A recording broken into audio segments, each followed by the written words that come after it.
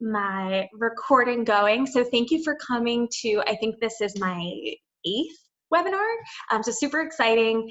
And this has been such a fun experience overall. Never imagined that I would be doing this through quarantine, but it has been really rewarding and it's really nice to be able to touch base with you all. So today's topic, I am going to be talking about fats. So fats kind of as a broad macronutrient and then all the little nuances in between. As always, I like to remind you, you're welcome to ask questions throughout. I will have the chat function up, so you're welcome to just use that if you would like, or you can turn your microphone on, ask questions throughout. Do not hesitate to do so. Little disclaimer, I do record all these sessions, so if you would not like either your voice or your camera in it, I recommend you keep those off. But without further ado, I'm going to figure out how to get my PowerPoint up here, and thank you for joining me.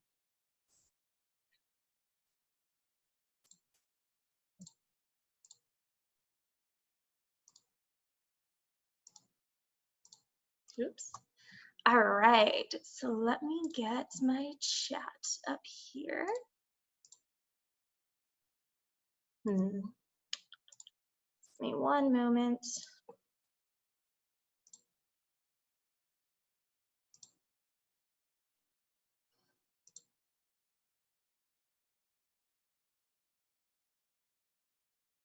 All right, so it doesn't look like I can keep my chat up at the same time. So I'm gonna check the chat at certain breaks. So feel free to use that, but also feel free to use your microphone if you have any questions.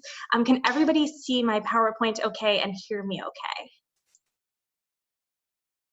Yes. Awesome. All right, so let's get started. So this lecture I termed Figuring Out Fats, and then I had a little subtitle as Friend or Foe, because fats I have had a lot of questions on, whether people are trying to do low-fat diets or heard that they should be doing like really high-fat diets, like the keto diets. So I definitely like to kind of talk about how there are shades of gray in between them being good for us and bad for us. So just as a little reminder, my name is Dana. I'm the dietitian for Stony Point Women's Health. Been doing these webinars for about, I think my first one was late March. So they are still coming. I have plans to do them throughout the month of May, and then we're gonna see where we are from there. So today we're going to talk about what fats actually are. We're going to talk about which foods contain fats, how much fat we should be consuming, and then the different ways fats affect our body. We're going to talk about the different types of fat, so trans fat, saturated fat, and unsaturated fats. And then of course, I always like to leave you all with some key takeaways for you to implement this information into your own lives at home. So fats are one of our 3 macronutrients when we think about nutrition, and a macronutrient is essentially any nutrient that provides our body with energy via calories. So these are the things that keep us going. There are 3 macronutrients. There are carbohydrates, protein, and fats, and there's overlap with all of these macronutrients. So most of the time, we're not going to have a food that just supplies just carbohydrates or just proteins. There's going to be blends. So for example, when we think about things such as our beans, they have both protein and carbohydrates. Or when we think about things like cheeses, they have fats and proteins. So a lot of blends between these different things, but today we're really just going to focus on our fats. So when we are thinking about our fats, there are different components of them. So when we are looking at a nutrition label, what we're going to see is we're going to see a category titled total fat. And this total fat is going to equal all of our fats added together. So our types of fat are our saturated fats, our trans fats, and our unsaturated fats. Our saturated fats and our trans fats are found on the nutrition label directly below total fat. So the reason that these ones are kind of pulled out is because these are the types of fats that we like to limit. So these raise our LDL, or what we consider our bad cholesterol, which we'll talk a whole lot more about. And it's also important to notice that these fats are typically solid at room temperature. And we'll talk more about that too. So the reason that these guys are on the nutrition label is because we really want to be reducing them. So just a little tip is that I usually recommend we're aiming to limit our saturated fat on the label from 5 grams per meal or less. Our trans fat, we don't want to see anything at all. Not on the nutrition label, we have our unsaturated fats. So our unsaturated fats are what we like to call our healthy fats because they actually help to lower that bad cholesterol or that LDL cholesterol. These are typically liquid at room temperature. Of note, these are not typically found on the nutrition label. However, some products will include them. I typically notice that products that like to brag about their unsaturated fats tend to include them. So they would be below the trans fat where it would say monounsaturated and polyunsaturated fats, but they are not required to be on the nutrition label at this point in time. So as a whole collective group, our fats are our body's most dense source of energy. This is not our body's preferred source of energy. We did talk about carbohydrates a few weeks ago, but it is our most dense. So when I say most dense, what I mean is that fats supply the most calories per gram. So typically they supply 9 calories per gram, while our carbohydrates and proteins only supply about 4 calories per gram. What these do in our body is they can be used as a source of energy, absolutely, but they have many other functions. So for example, some of our vitamins, so our A, D, E, and K vitamins are called fat soluble, which means they need fat to be absorbed. So they're really important for making sure we're getting our vitamins. Of course, they protect our organs by forming that nice layer. They keep us warm. They protect our nerves. So a lot of our nerve, the myelin sheath is made of fat, and then they form our cell membranes. So fats are all around our bodies and they serve a ton of different purposes. So we certainly need to consume them. So when we're thinking about where our certain types of fat typically live, there's kind of some broad stroke categories, but we'll talk about them in more detail. So the top two here are those ones that we talked about raising our LDL cholesterol. So typically they call these our bad fats. I usually just say there are less healthful fats, but these are the ones that raise our LDL cholesterol, so they increase our risk of heart disease, and we like to keep our intake of these low. And as a reminder, these are typically solid at room temperature. So I always say, think about your cooled bacon grease, right? It's nice and solid, and if you dumped it down your sink, you would ruin all your plumbing. Whereas when we think about something like our olive oil, it stays runny. So our saturated fats are typically found in our animal products. So things like dairy, especially our full fat dairy, things like our animal fats, so our different red meats.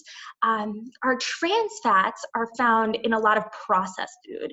So a lot of fast foods, some of our processed snacks. Our unsaturated fats are the ones that help to lower our cholesterol, and they are typically liquid. So these are broken up into two groups. So our monounsaturated is typically found in our plant-based foods like our avocado, olives, nuts, as well as some of our plant-based oils. So things like olive oil, canola oil, safflower oil. Our polyunsaturated is found mostly in fish, but it's found in certain vegetables as well. And I'm just gonna check real quick that we have no questions. Okay, good.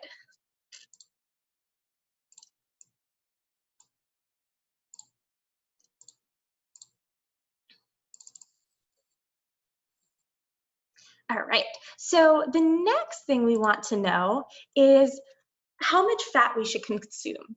So per the United States dietary guidelines, we should consume 20 to 35% of our total daily calories from fat.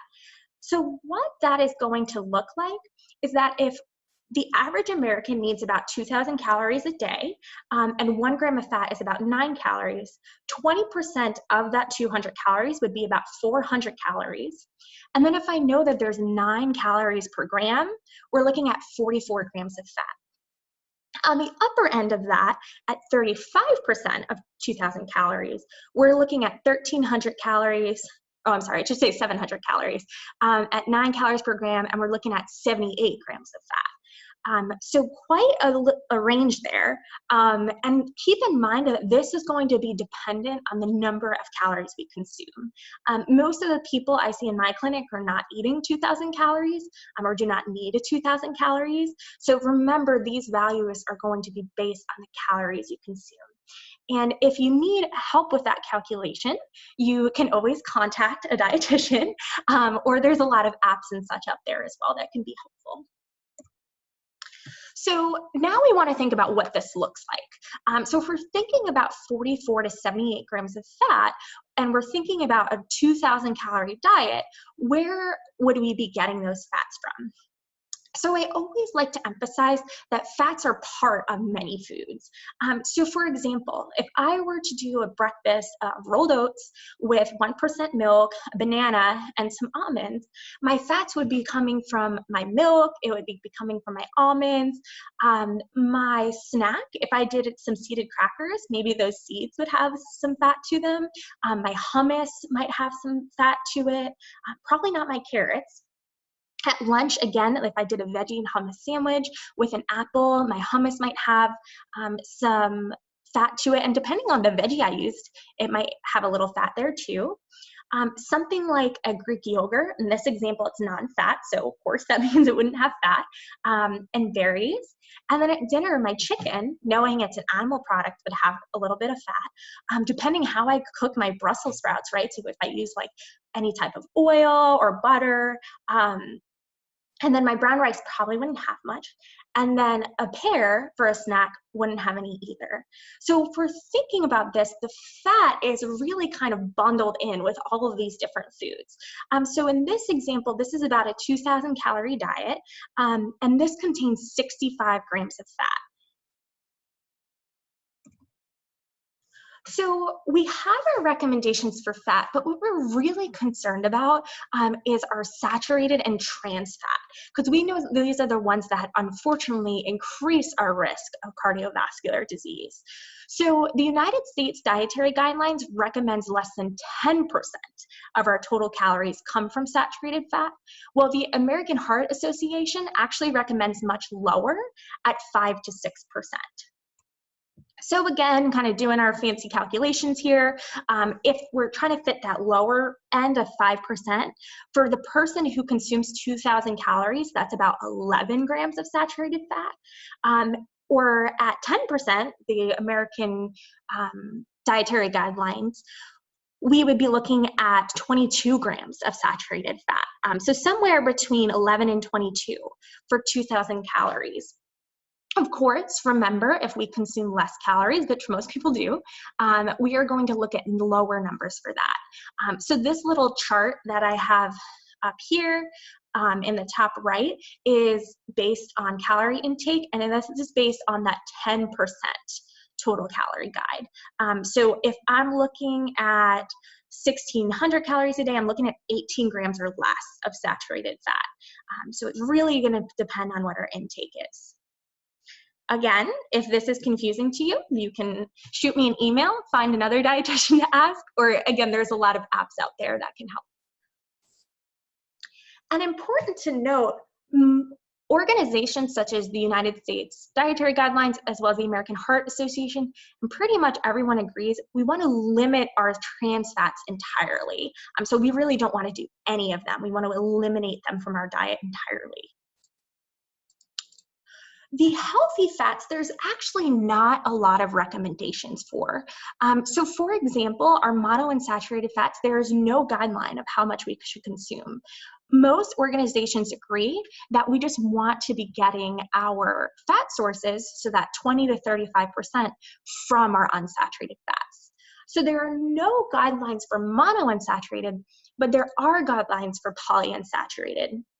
And typically our guideline for polyunsaturated is we're looking at our omega-3 fatty acids, which we'll dive into more today. Omega-3s have kind of become a hot topic these days, and there's a lot of reasons why. But with our omega-3s, our recommendations for most of the people that are going to be in this group are going to be about 1.1 grams for women and 1.6 grams per men. With that, during pregnancy and lactation, there are higher needs for women. And this is typically because those fats are important for things like brain development, nourishing, if we're lactating, a healthy baby that we want to help grow. So these recommendations will change throughout life. So if we're thinking about it in the perspective of our plate, because I always like to bring it back to our plate, our goals are really going to differ.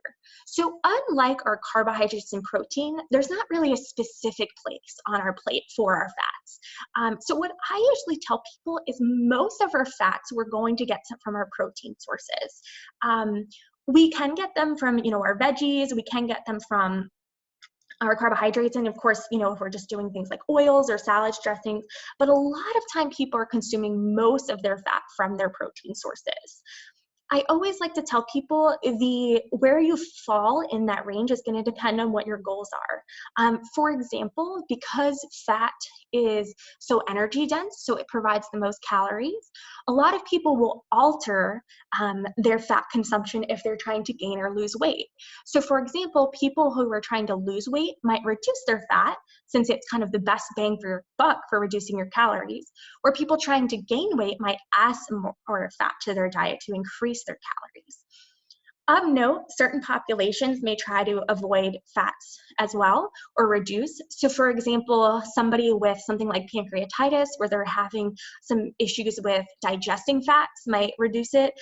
People who have like delayed gastric emptying, because we know fat is slower digesting, keeps us fuller for longer. But if we're somebody who can't empty our tummy, that might not be the best thing for us. So a lot of different reasons people would reduce these. So of course, if you are concerned that maybe you have different fat requirements than the average population, it's something you might want to talk to a doctor or a dietitian about. Of course, I always tell people, you know your body best, so just know where you feel good and what is going to nourish your body in the most kind of stable way. All right, I'm just going to check for questions real quick again. Yes, so I do have a question that I thought trans fats were removed from foods. I thought so even in fast food, so absolutely. And we're gonna talk in a little bit more detail about that. So, all right. So now we're going to talk about how fats affect our body. So we talked about how fats do kind of a ton of different things, but when we're talking about altering the fats in our diet, we're typically looking at altering the cholesterol in our body. So our fat, as we talked about, is broken into a couple different categories. So we have our SAD fats, I always say, which is our trans fats and our saturated fats over here on the left. We have our unsaturated fats, which are our happy fats, right? And that's broken into our poly, unsaturated, monounsaturated. And then we have cholesterol. Cholesterol is kind of a funny one. It used to have this big reputation of, this guy was the one that actually influenced our body's cholesterol. They actually found that not to be true. What we do know is that these guys actually more closely affect our body's cholesterol. So for example, trans fats increase our LDL, which is our bad cholesterol, and decrease our HDL, which used to be thought of as our good cholesterol, but we'll talk a little bit more about that. Our saturated fat also increases that bad cholesterol. It actually increases our cholesterol altogether, whereas our unsaturated fats decrease that bad cholesterol. Our actual cholesterol doesn't really do much. What I do tell people is that doesn't mean that we want to go kind of willy-nilly on this. It just means that there's not a good recommendation for this anymore.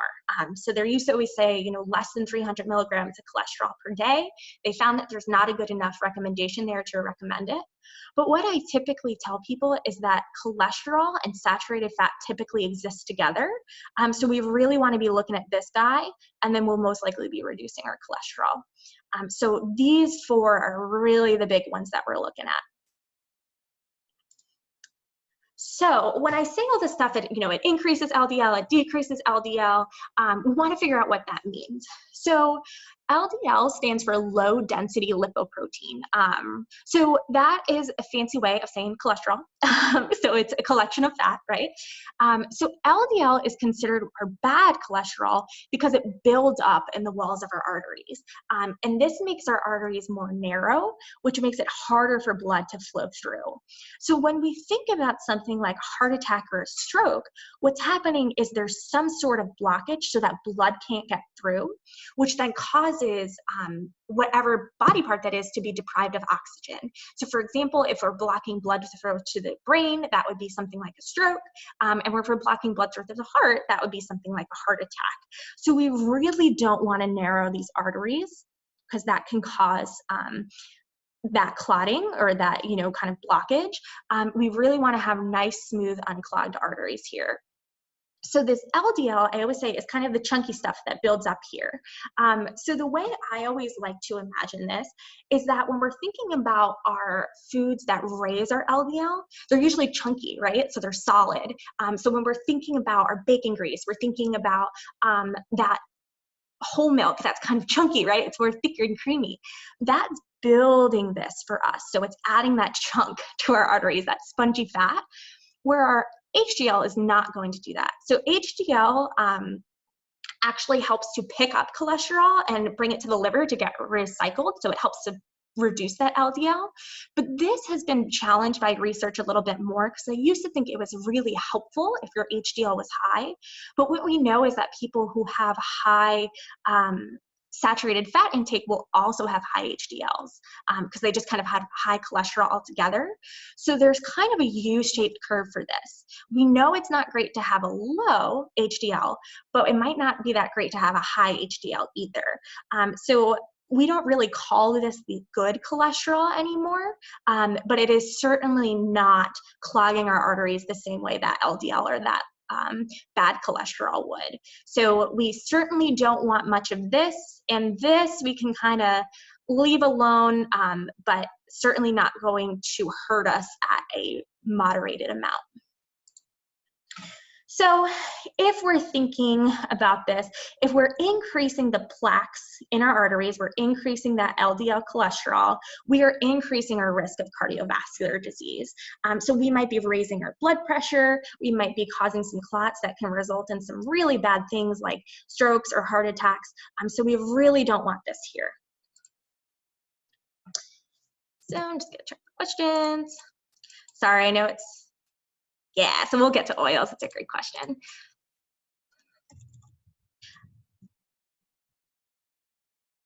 Awesome. So the first type of fats we're going to really break down is trans fats. So trans fats were actually kind of a fun development in food science, where after they started to see that the research for saturated fats was showing that they were raising cholesterol, our food scientists said, oh my gosh, we have a great idea. We're going to make something like saturated fats. So some type of fat that stays solid, it's less vulnerable to spoilage, but it's going to be different, so it won't raise cholesterol the same way trans fats did. So these kind of entered the food supply, and they entered in the form of what's called hydrogenated oils. So essentially these organizations were hydrogenating what would have been a healthy fat, so things like our vegetable oils, and turning it into basically a solid. So what they found is that these were actually far worse than saturated fats. So although they were kind of welcome in the food supply and tons of different foods were using them, the FDA actually decided that they were no longer generally recognized as safe as far as 2015, and they've actually been removed from our food supply. So this was a really slow process. So even between 2015 and 2020, we were still seeing foods having partially hydrogenated oils in them, but now they should be eliminated entirely. What I do like to note is that if a food has less than 0.5 grams of trans fat, the food label can read 0 grams of trans fat. So just because it says 0 doesn't mean it's a true 0. So we can be kind of looking at our food labels and being attentive, but ideally these should not be in our foods anymore. Important to note, trans fats are found in some animal products kind of naturally. So just kind of the way some animals' digestion works is they actually can kind of modify these fats in their digestive system to turn them into trans fats. So things like our milk, butter, cheeses, and meat products actually do have some natural trans fats in them. But overall, these are becoming lesser of a problem. I'm not going to say not a problem because they've been eliminated from our food source, but we still really want to be looking for those things like the hydrogenated oils, and then thinking about whether or not we are consuming a lot of our animal products that might have some trans fats in there. So what do we know about trans fats? Raises our LDL cholesterol, so that bad cholesterol that helps build those plaques. It reduces our HDL cholesterol, which helps us get rid of our LDL cholesterol. And of course, then it increases our cardiovascular disease risk. So of note, some studies have found that just 2% of calories from trans fat consumed daily actually increases the risk of heart disease by 23%. So that is a huge jump for very little trans fats consumed. So we really just want to reduce these from our diet entirely. The next type, and the one we're seeing a lot more, is our saturated fats. So saturated fats are, again, a solid fat. And these are typically found in our animal products, although there are some plant products that are pretty high as well.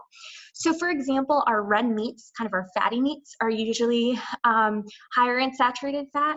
Our full fat dairies, so thinking about our whole milk versus our skim milk, but coconut and palm oils are actually really high too.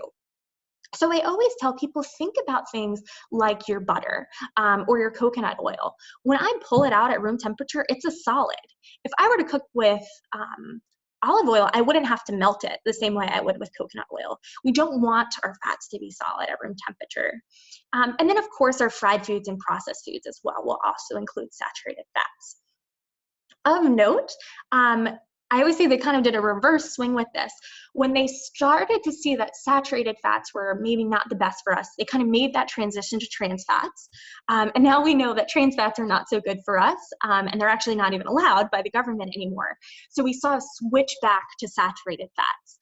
So I always tell people, if you are looking at a food and it has something like palm oil in it or coconut oil, it is typically that they are trying to replace what was a trans fat. So we really don't want to be replacing those with saturated fats, because again, not so good for us. So this chart over here on the right talks about the different places that we would find our saturated fats in our food. So here it shows mixed dishes. So this is going to include a lot of our processed foods, right? So like our burgers, our pizzas, our different kind of meat product dishes. And then dairy is a huge contributor of saturated fat. It's actually the third biggest on this chart. And then our protein foods. So that's typically talking specifically about our meat products. Of note, our snacks and sweets are also really high, and that's because we're using things like our butters. A lot of those products will include things like palm oils now.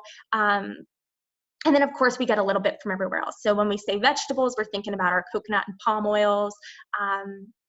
And then when we think about condiments, gravies, things like that, our gravies we know can be made from meat products. Some of our salad dressings have those saturated fats in there, or like spreads when we're thinking about our mayonnaise or things like that that are fatty. So a lot of different places we find these guys. So for our saturated fats, what we know is that they raise actually both of our cholesterols. So they just kind of shoot everything up. So they raise our LDL cholesterol, they raise our HDL cholesterol, and we know that they increase our risk of cardiovascular disease. Research has shown while decreasing saturated fat, of course, is really helpful, replacing it with those unsaturated fats or high fiber carbohydrates greatly reduces the risk of heart disease. So what I mean by that is that we know we have an increased risk with trans fat. So this diagram here, this is showing change in total mortality. So mortality is essentially the rate at which people die. So with this, we see that when we are consuming lots of trans fat, we are increasing our likelihood of death by about 31%. Saturated fat, we're increasing by about 9%. Whereas when we replace with our unsaturated fats, we're actually protecting ourselves. So we're reducing our risk of mortality or death. So our mono unsaturated fats we see are reducing about 10%, so pretty huge jump, where our polyunsaturated is reducing by almost 20% at 19%. So I always tell people it's not necessarily that these are just bad, it's also that these are really good for us. I mean, they're really protective. So our goal is really not to just get, I mean, a great goal would be to get from 9% back to 0, back to the middle, but we really want to be doing ourselves some favors as well and adding these in. All right, so I'm gonna peek for questions. Sorry that this is the way I have to do that. Okay, so some questions. Do fats impact triglyceride levels? So they can. What actually typically affects triglyceride levels is actually the carbohydrates that we're consuming. So based on essentially if we are consuming a lot of like really refined carbohydrates, things that are shooting our blood sugars up will actually impact our triglycerides a little bit more. And HDL helps break up plaque and bring to the liver. Is the liver greatly affected by fats too? Yeah, so that's a fantastic question. So our liver is really, really affected by fats. So many of you have probably heard of things like fatty liver disease, or people who just like have a fatty liver, things like that. So with that, our liver is really affected by the types of fat we eat. So HDL can certainly help that process for sure, by helping to reduce some of that LDL cholesterol. But yes, our liver is affected kind of overall by this thing. So we really want to be thinking big picture, not just our cardiovascular risk, but kind of every part of our body.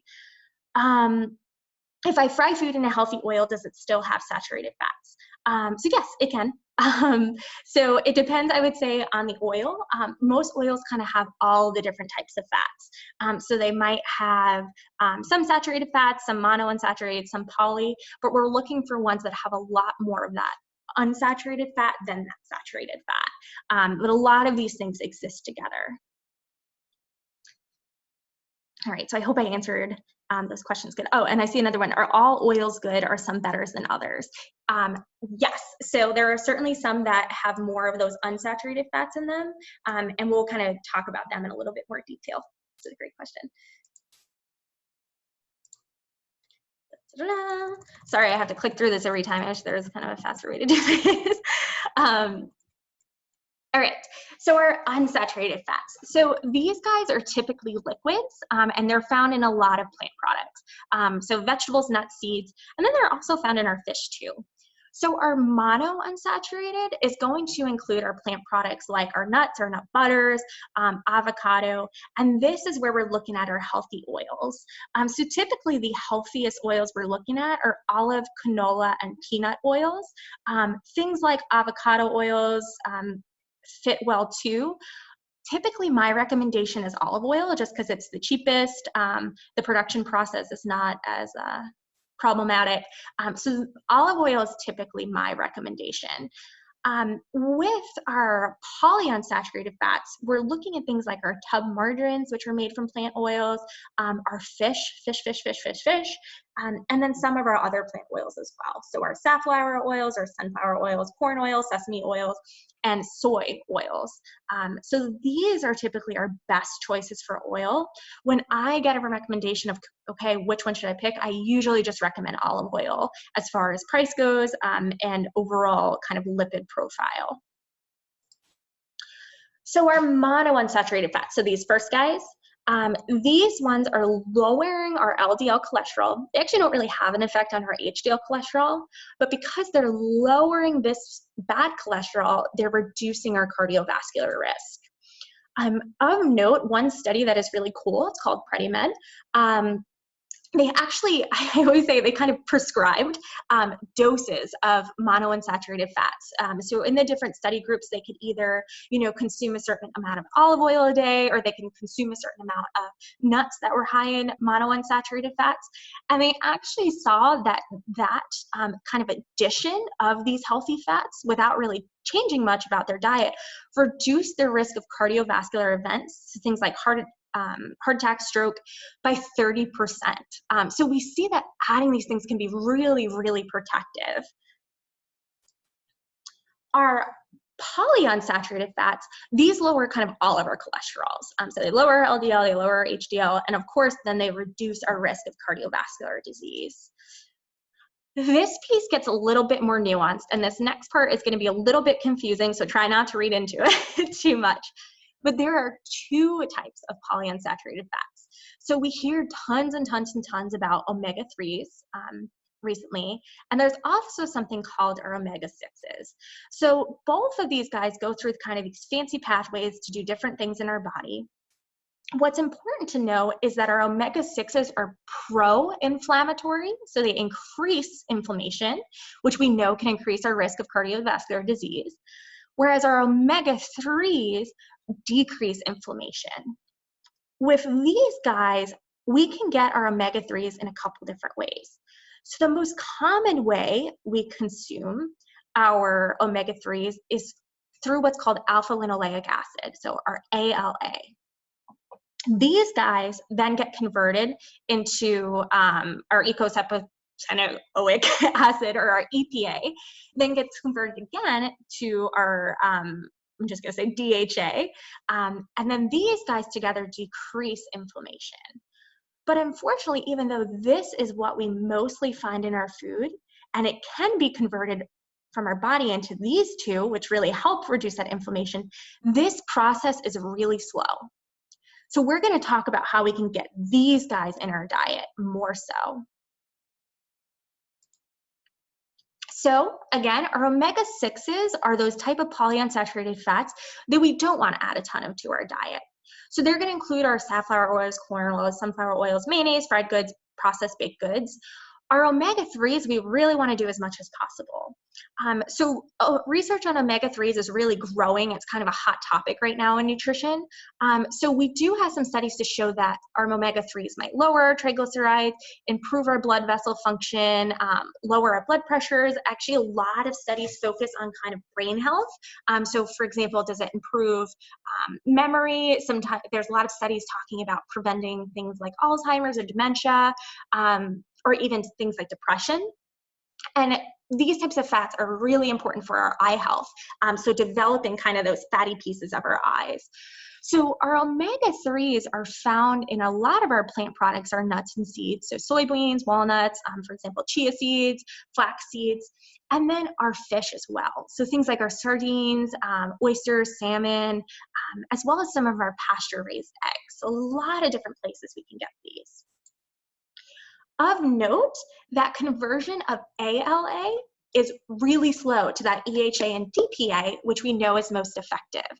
So when we're thinking about these foods, our plant-based products are typically high in that ALA form of omega-3. So things like our chia seeds and flax seeds, soybeans. So we know that these guys can be converted into EHA and DPA, but it's a slow, slow process.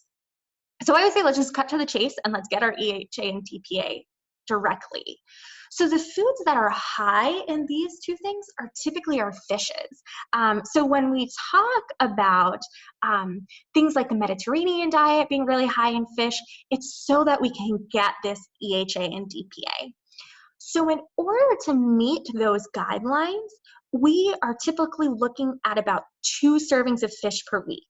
So we saw that this was really common in the Mediterranean diet, and the United States dietary guidelines actually adopted this recommendation in their last set of dietary guidelines. So they are encouraging people to consume about 2 servings of fish per week to get at least 250 milligrams of EPA and DHA per day. So this is a huge goal that I typically set for a lot of my patients, is how can we get some more fish in? Of note, kind of the next question I always get when I talk about this is, okay, but I thought I shouldn't eat a lot of fish because of the mercury poisoning. Most fish are pretty safe. You can read more about this on the FDA website, but that's why they're typically recommending that 2 servings of fish a week. You can exceed that, but it's really going to depend on the type of fish you're consuming. Of note, we really just want to decrease our high mercury varieties, which are going to be things like our shark, swordfish, king mackerel, tilefish. They typically always say the big fish, right? So we really, really want to be consuming it from our fish sources, from like our salmon, our tuna, anchovies, scallops, snapper. And I always tell people how you can get this in, you get it in. For example, doing something like a canned tuna is a perfect way to get in some EHA and DPA. So we really don't have to get super fancy here, but we certainly want to make sure that if we eat fish, we're eating at least 2 servings a week. Okay, so just gonna check questions real quick. All right. Is there a health difference between the different types of olive oil, such as extra virgin olive oil? Is there one that you recommend over the others? So I typically recommend olive oil over things like avocado oil, over sunflower oil, safflower oil. The reason I do that is typically just because of price. So olive oil is going to be a lot cheaper than something like avocado oil. As far as extra virgin versus all those different kind of varieties, definitely our extra virgin is the recommendation. It does have a little bit more of those monounsaturated fats, but I always tell people kind of work with where you're at, and if it means that you are transitioning, for example, from like a vegetable oil to an olive oil, and there's a price jump there, and it's easier to just go to a virgin olive oil, that's totally fine, but certainly extra virgin olive oil would be our best choice. So do shellfish, shrimp, crab, lobster have the same omega-3 levels as fish, or are they not as beneficial? So they certainly do have some omega-3s. They're typically not as high. So usually our fish is going to be a little bit higher, but these types of shellfish would provide some degree of DHA and EPA. I unfortunately don't have those numbers in front of me, but they do provide some. So I can certainly find a resource and send that out. It's a great question.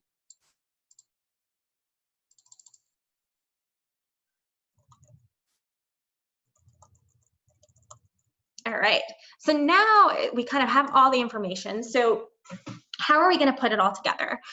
So the key takeaway of this, and I know we get really into the nuances of omega-3s and all that stuff. When I work with patients, I really try to bring it back big picture. So we know we want to increase our unsaturated fats, so our plant-based fats. We want to reduce our intake of saturated fats, and we want to totally eliminate our trans fats. So I always say it's a spectrum. We don't have to do black and white. We don't have to completely eliminate our saturated fats and do all unsaturated fats, but we're trying to move further from those saturated fats towards our unsaturated fats. So this typically looks like simple switches. So for example, if you are somebody who likes to cook with butter, or maybe you like to butter your bread, maybe you try using a margarine, or you use something like an olive oil instead, for either cooking or bread or something like that, to not only reduce that saturated fat that you'd get from butter or lard, but increase those unsaturated fats. Of course, with our dairy, I always recommend doing non-fat or low-fat when possible, especially with things like cow's milk, to really reduce that saturated fat. Or if we're thinking about protection, we can also switch to like a plant-based milk, which wouldn't have that saturated fat, but again, would have those healthy fats in them. So some of those unsaturated fats that come from plants. Things like cream, we really want to switch to doing like skim milk. Cheeses, we want to do low-fat cheese when possible. When we think about the Mediterranean diet, we're usually looking at like our skim mozzarella or our feta cheeses, right, that are much lower in that saturated fat. Mayonnaise, you can try things like Miracle Whip. We can switch to like non-fat Greek yogurt, and I'll kind of give an example of that today. Coconut oil, we really just want to do away with. I always tell people, if you want to use it in your hair, things like that, that's great, but it's certainly not something we want to cook with. We want to be using olive oil when possible. And then the number one goal that I set with people is reducing our intake of red meat, and opting for more fish.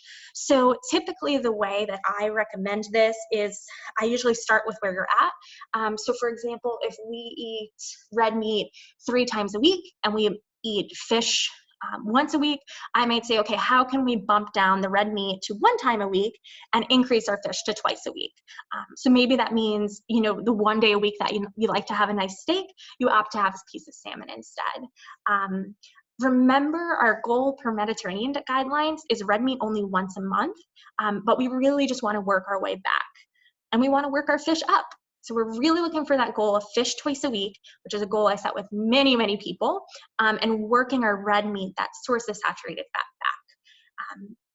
So really, it's simple switches. You don't have to do all of this, but if there's, you know, a switch that you don't mind making, I always say start with that. Most people, it's, you know, fish for red meat 1 day a week. I see a lot of people switching out their milk, because a lot of people say, you know what, I use whole milk, but I really only splash it in my coffee anyway, so I could switch that. Or I see a lot of people swapping their butters for different types of oils.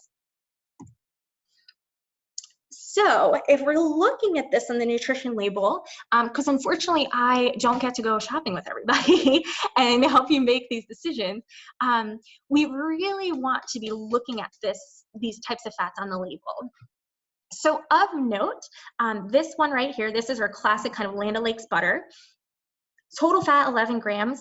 7 grams of that is coming from our saturated fat. So typically speaking, we are looking, oh, I'm sorry, I covered the serving size, but I think it was like a tablespoon. So what we're looking at for saturated fat is we like to keep this below 5 grams per meal. So if we're putting something like butter on bread, we actually might already be exceeding that just by something that's really not adding very much to our food. Alternatively, when we do something like our margarine, we are greatly reducing our saturated fat because we're using those plant oils for fat rather than the you know, dairy that we get in the butter, and we're actually increasing our unsaturated fats here. So I know earlier I said typically this is not on labels unless people want to brag about it. So this is a good example. So here they don't really have those unsaturated fats, so they don't even really put them on the label. And here they note that they do have some of those nice unsaturated fats here. And again, much lower saturated fat. Other great example is our milks. So something like our whole milk, we're going to see a lot of saturated fat in, so about 5 grams. With that, with more fat comes more calories. So I always tell people if you're trying to lose weight, this is a great way to trim some calories too. Compare that to something like our skim milk, we have no saturated fat. So 5 grams here, none here. Again, less calories too.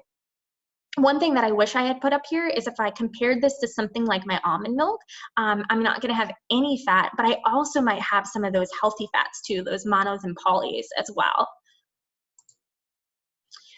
And then we want to look at our protein choices. So this here, this is some sort of like ground beef, and this is just kind of your standard run of the mill. I think this is like Walmart's kind of rando brand.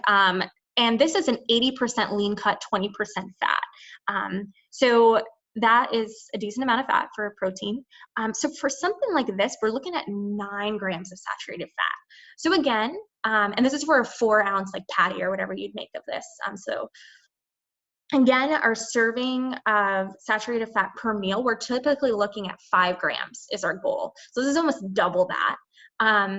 Compared to something like our leaner cuts, so this is a 93% lean, 7% fat, it's going to have that 3.5 grams of saturated fat. So not perfect, but certainly much lower and definitely within that goal of 5 grams for that 4-ounce patty. So this would certainly be a better choice. My favorite choice is doing something like a plant-based burger. So in this example, this guy is a spicy black bean burger. I've had these before, they're great. This one is 0.5 grams of saturated fat, so much lower than both of these. Doesn't say anything about the healthy fats that it has in it, but I maybe can ponder if it does based on the fact that it's plant-based.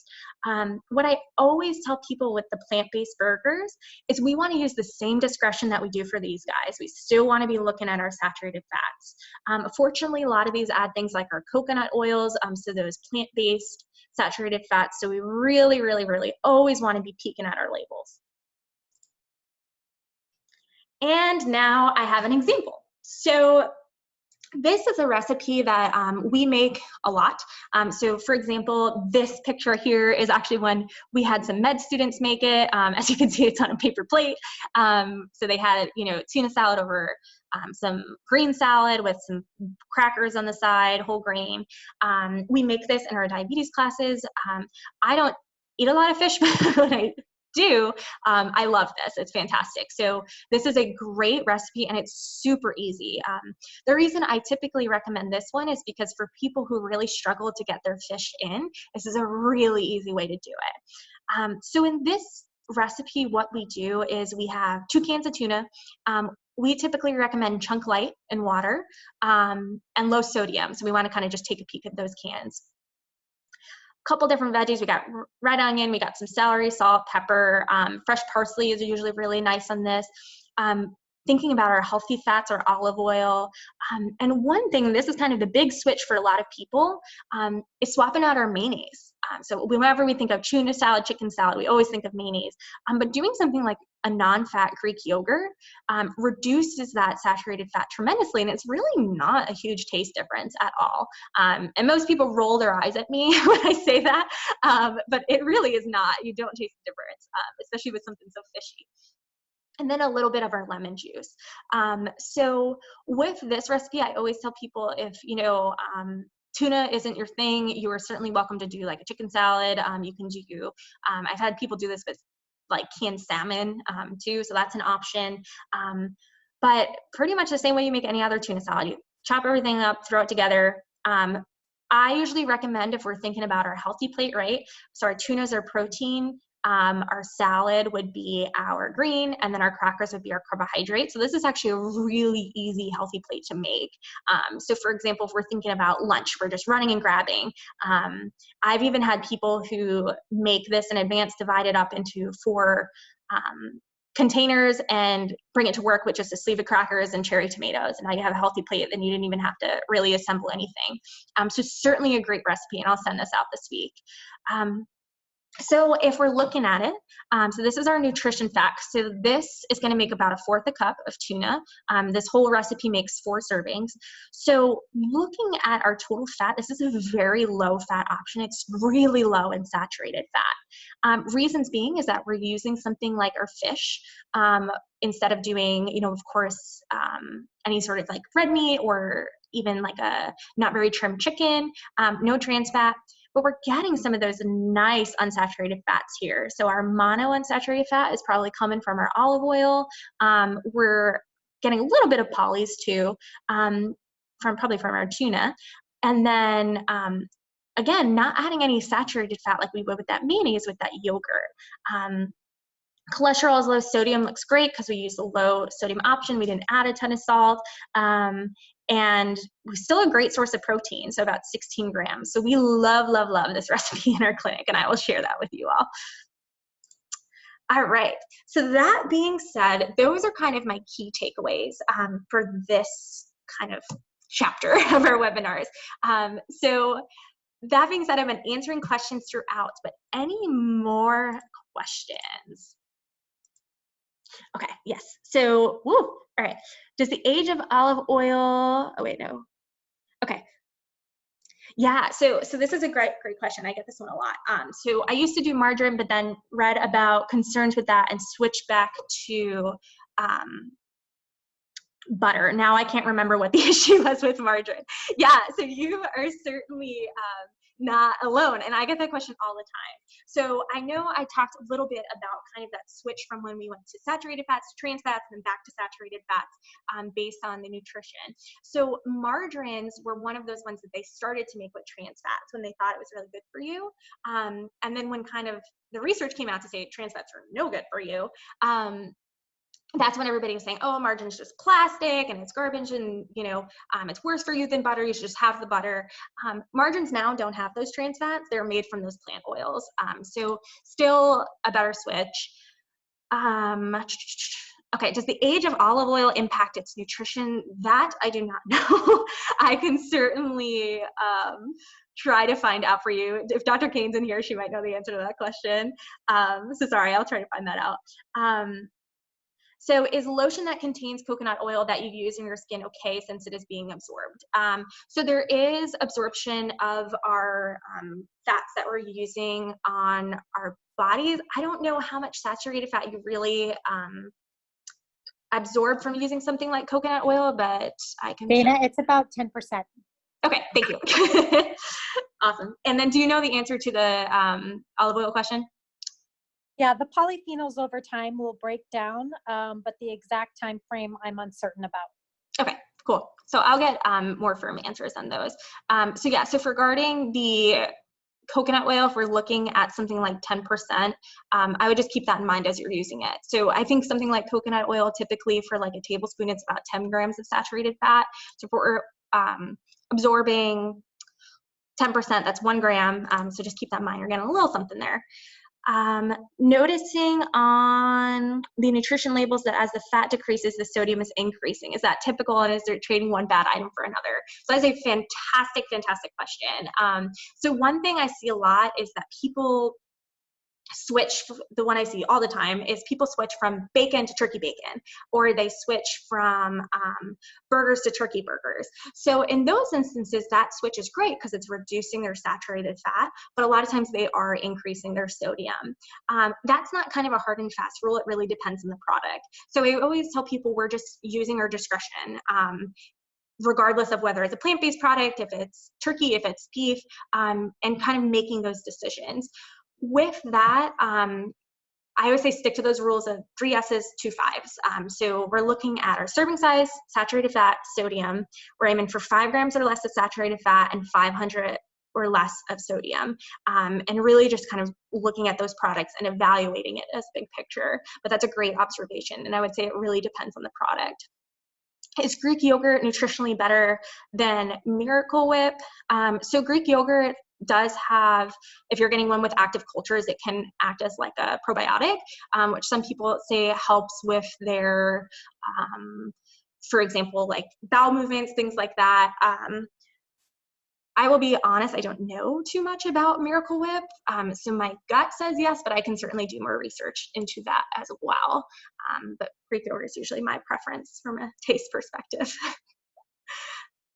All right, great questions. Awesome.